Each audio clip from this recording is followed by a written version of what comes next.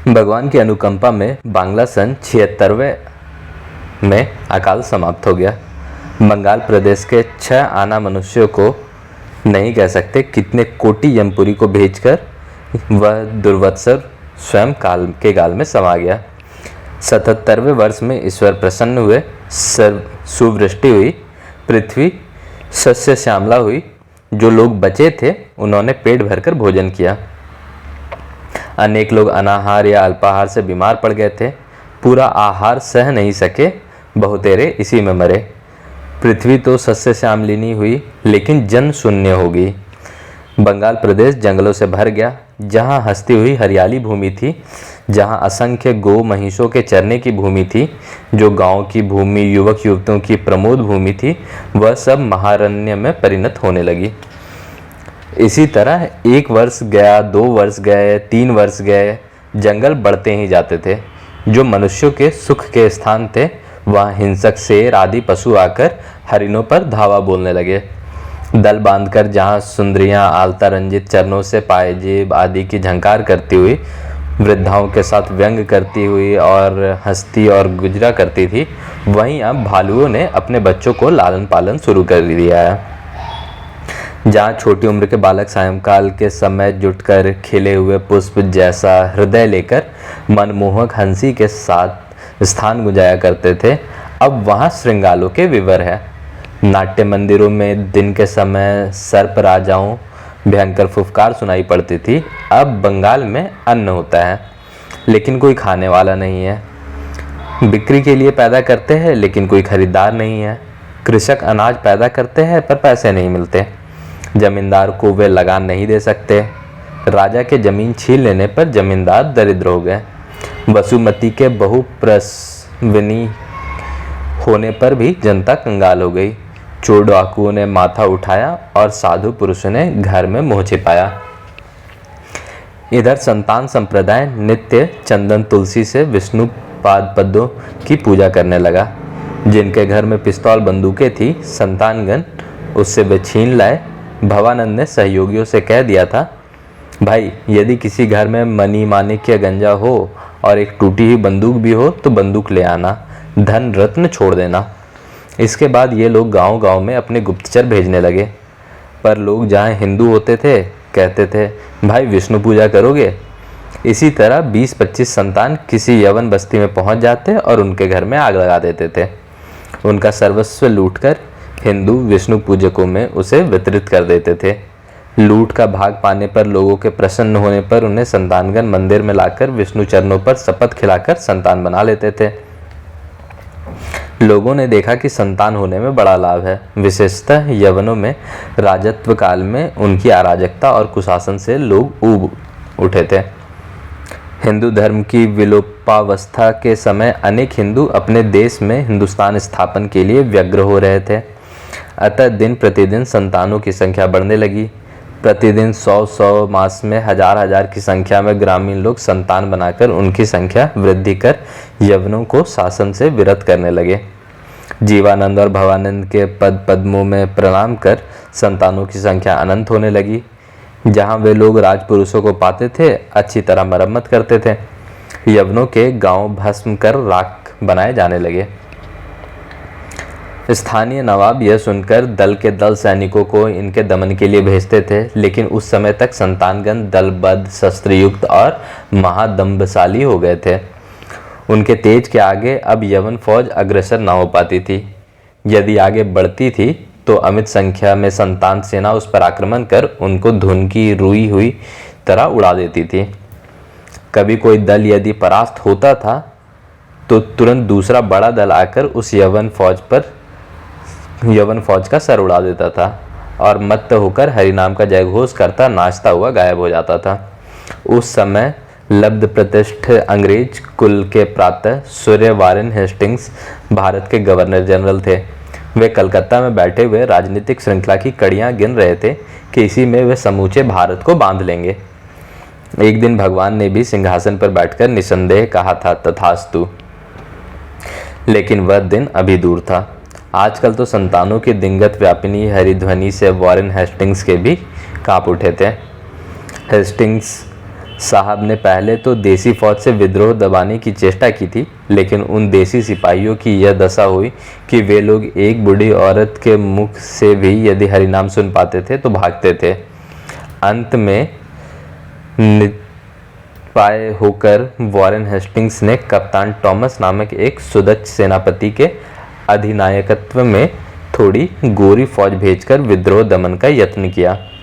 कप्तान टॉमस विद्रोह निवारण के लिए बहुत ही उत्तम उपाय करने लगे। उन्होंने अपनी गोरी पलटन के साथ नवाब की सेना और जमींदारों को आदमी मिलाकर एक अत्यंत बलिष्ठ सेना तैयार कर ली। इसके बाद उस सम्मिलित सैन्य के टुकड़े टुकड़े कर उपयुक्त नायकों के हाथ में उन्होंने सौंप दिया। इसके साथ ही इन लोगों को छोटे छोटे निश्चित अंचलों में विभक्त कर दिया। कह दिया कि जहां संतानों को पाओ पशु की तरह मारो और हकाओ। गोरी सेना दंभ की बोतल छान संगीन चढ़ाकर गई, लेकिन टॉमस की सेना जैसे खेती काटी जाती है वैसे ही काटी जाने लगी। हरी ध्वनि से टॉमस के कान बहरे हो गए, क्योंकि उस समय संतान असंख्य थे और प्रदेश भर में फैले हुए थे। कंपनी की उस समय अनेक कोठियां थी। ऐसी ही एक कोठी शिवग्राम में थी। डॉनीवर्थ साहब इस कोठी के अध्यक्ष थे। उस समय रेशम कोठी की रक्षा का बहुत ही अच्छा प्रबंध हुआ करता था।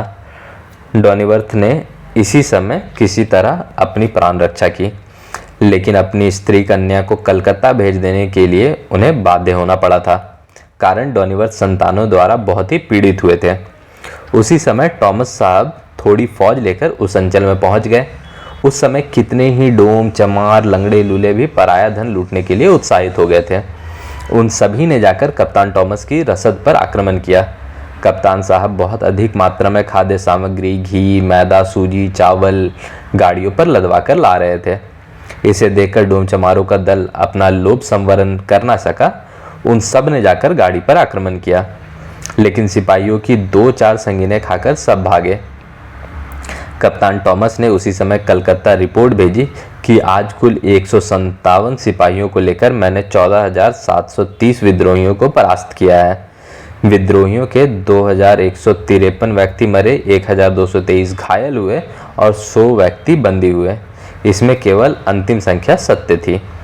कप्तान टॉमस ने द्वितीय ब्लेनहम या रसवाक का युद्ध जीता, यह सोचते हुए अपनी मूछों पर ताव देते हुए इधर उधर ठाठ से घूमने लगे। उन्होंने डॉनीवर्थ से कहा, अब क्या करते हो? बस विद्रोहियों का दमन हो गया, अब अपनी स्त्री कन्या को कलकत्ता से बुला लो।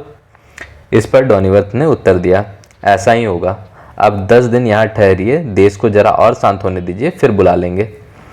डॉनीवर्थ के पास पलटन की मुर्गियाँ पली हुई थी। उन्होंने यहाँ का पानी भी बहुत अच्छा था। विभिन्न वन्य पक्षी अपनी टेबल की शोभा बढ़ाते थे।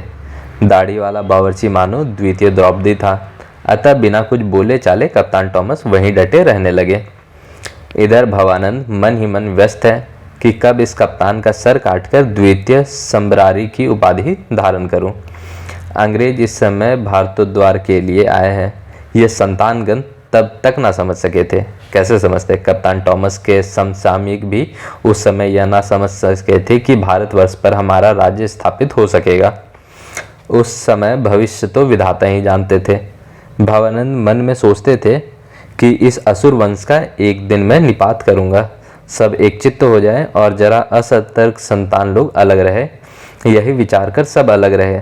उधर कप्तान टॉमस द्रौपदी गुण ग्रहण में संलग्न थे। साहब बहादुर शिकार के बड़े शौकीन थे।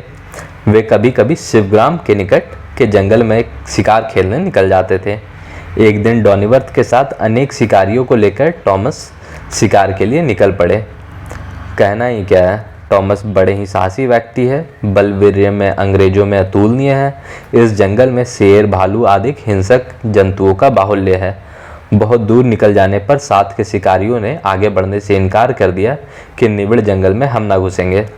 वे बोले, अब भीतर राह नहीं है, आगे जा ना सकेंगे। डॉनीवर्थ भी ऐसी भयानक शेर के सामने पड़ चुके थे कि वे भी घुसने से मुकर गए। सब लोग लौटना चाहते थे। कप्तान टॉमस ने कहा, तुम लोग लौट जाओ, मैं ना लौटूंगा। यह कहकर कप्तान साहब ने भयानक जंगल में प्रवेश किया। वस्तुतः उस जंगल में राह ना थी। घोड़े आगे बढ़ ना सकता था, लेकिन साहब ने अपना घोड़ा भी छोड़ दिया और कंधे पर बंदूक रखकर पैदल आगे बढ़े। घने जंगल में प्रवेश कर इधर उधर शेर की खोज करने लगे, पर शेर कहीं ना था। फिर देखा क्या, एक बड़े पेड़ के नीचे खिले पुष्पों की लता अपने शरीर में लपेटे हुए कौन बैठा हुआ था? एक नवीन सन्यासी बैठा, अपने रूप में जंगल में उजाला किए हुए है। प्रस्फुटित पुष्प मानो शरीर पर सानिध्य पाकर कुछ अधिक सुगंधित हो गया है। कप्तान टॉमस को पहले तो विस्मय हुआ, फिर क्रोध आया।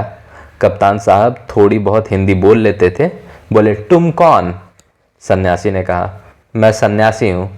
कप्तान ने कहा, तुम रिबल है? सन्यासी, वह क्या? कप्तान, हम तुमको गोली करके मारेगा।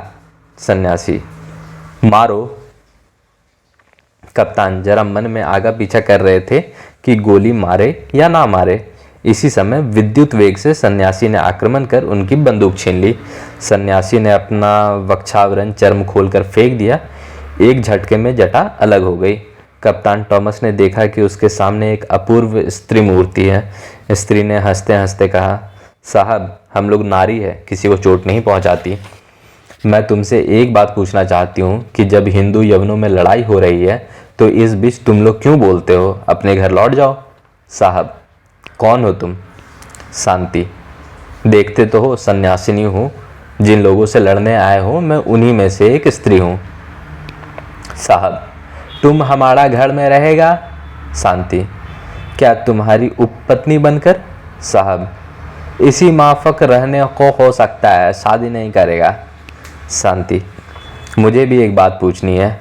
हमारे घर में एक सुंदर बंदर था, वह हाल में ही मर गया, उसकी जगह खाली पड़ी है। कमरे में सिकड़ी डाल दूंगी, तुम उस दरबे में रहोगे? हमारे बगीचे में खूब केला होता है। साहब, तुम बड़ी स्पिरिटेड वुमेन है, तुम्हारी करेज पर हम खुश है। तुम हमारा घर में चलो, तुम्हारा आदमी लड़ाई में मरेगा, तब तुम क्या करेगा? शांति, तब हमारी एक शर्त हो जाए। युद्ध तो 2-4 दिन में होगा ही। अगर तुम जीतोगे तो मैं तुम्हारी उपपत्नी होकर रहूंगी। अगर हम लोग जीतेंगे तो तुम हमारे घर में उसी दरबे में बंदर बनकर रहना और केला खाना। साहब, केला बहुत अच्छा चीज़ है, अभी तुम्हारे पास है? शांति, ले अपनी बंदूक ले, ऐसे बेवकूफ़ों के साथ कौन बात करे। यह कहकर शांति बंदूक फेंक कर हंसती हुई भाग गई।